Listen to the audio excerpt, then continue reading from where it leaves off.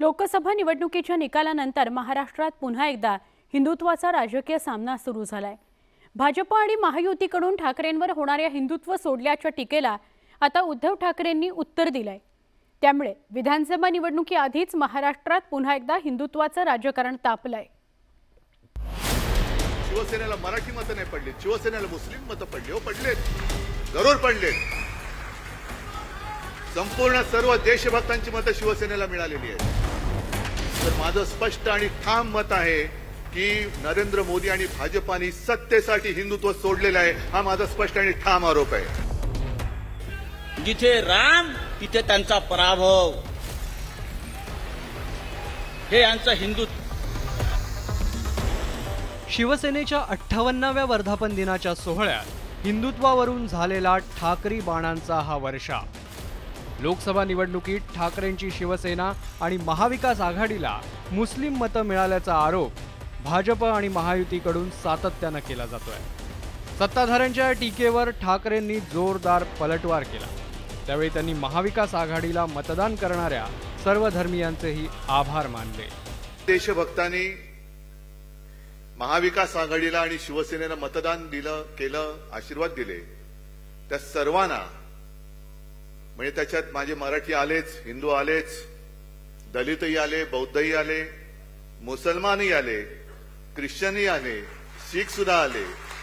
सर्व देशभक्तांना मी मनापासून धन्यवाद देतोय। दोन चांगले बॅट्समन आपण पाहिले। ओपनिंग बॅट्समन कडक होता, मधला बॅट्समन तुम्हाला माहिती आहे कसा होता। आणि अनेकदा माझी परिस्थिती ही शेवटचा जो कोण बॉलर असतो तो बॅटिंगला पाठवल्यानंतर कशी होते तशी होत झालेली आहे।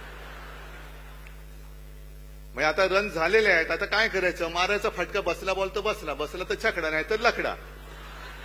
पण लकडा कधी जाणार नाही, मारेल तर छकडाच मारेल। आणि आपल्यावरती जो आरोप केला जातो की शिवसेनेला हिंदू मतं नाही मिळाली, शिवसेनेला मराठी मतं नाही पडली, शिवसेनेला मुस्लिम मतं पडली, हो पडलेत, जरूर पडलेत।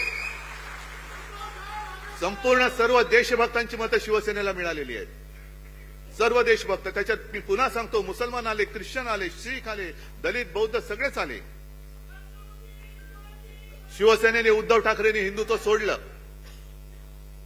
का? तर आपण काँग्रेस सोबत गेलो म्हणून शिवसेनेने हिंदुत्व सोडलं। आणि संजय, आता तुम्ही बोलले ते बरोबर, तिथे जे डोमकावळे बसलेत, आता डोमकावळा म्हटल्यानंतर पुढचे सगळे सोपस्कर आले, पिंडदान वगैरे, त्यांची कावकाव सुरू झालेली आहे। मी काय हिंदुत्व सोडले? वाटते तुम्हाला मी हिंदुत्व सोडले? पण केवळ आणि केवळ देशभक्त, संविधान वाचवण्यासाठी आणि देशातली लोकशाही वाचवण्यासाठी सर्व देशभक्तांनी आम्हाला मतं दिली असतील तर आम्ही हिंदुत्व सोडले, आम्ही मुसलमानांच्या बाजूने लागलोय असं जर भाजप म्हणत असेल तर माझं स्पष्ट आणि ठाम मत आहे की नरेंद्र मोदी आणि भाजपाने सत्तेसाठी हिंदुत्व सोडलेलं आहे, हा माझा स्पष्ट आणि ठाम आरोप आहे। यावेळी उद्धव ठाकरेंसह संजय राऊतांनीही मोदींच्या हिंदुत्वावर प्रश्नचिन्ह उपस्थित करत हल्लाबोल केला। आणि आज जे त्यांच्या सोबत बसले चंद्राबाबू नायडू आणि नितीश कुमार, हे काय हिंदुत्ववादी आहेत? चंद्राबाबू नायडू आणि नितीश कुमार यांनी जो त्यांच्या निवडणुकांमध्ये आणि त्यांच्या राज्यात जो जाहीरनामा दिलेला आहे, नरेंद्र मोदींना आम्ही आव्हान देतोय की मोदीजी, तुम्ही चंद्राबाबू नायडूंचा जाहीरनामा पूर्ण करणार म्हणून त्या आंध्रात जाऊन सांगा। काय त्या जाहीरनाम्यामध्ये चंद्राबाबूंनी तिथल्या मुस्लिम समाजाला काही वचनं दिलेली नाहीयेत? नितीश कुमारनी बिहारमध्ये काही तिथल्या मुस्लिम समाजाला काही आश्वासनं दिलेली नाहीयेत? आमच्यावरती जेव्हा तुम्ही आरोप करता त्यावेळेला तुमच्याच टोप्या घातलेले फोटो कितीतरी आहेत ना? हे बघा, हे सुद्धा मुस्लिम आहेतच ना। पण आमच्याकडे चोरीमारी नाहीये, कारण या मुस्लिम समाजाला माहिती आहे की शिवसेना वार करेल तर समोरून करेल, यांच्यासारखा पाठून वार करणारी आमची अवलाद नाहीये। 4 तास टीव्ही पाहत होतो, मला प्रभू रामाची मूर्ती दिसली नाही, फक्त मोदी दिसतायत, मोदी दिसतायत, मोदी दिसतायत। आता मोदींना राम दिसला असेल, रामाने त्यांना लाच घातला।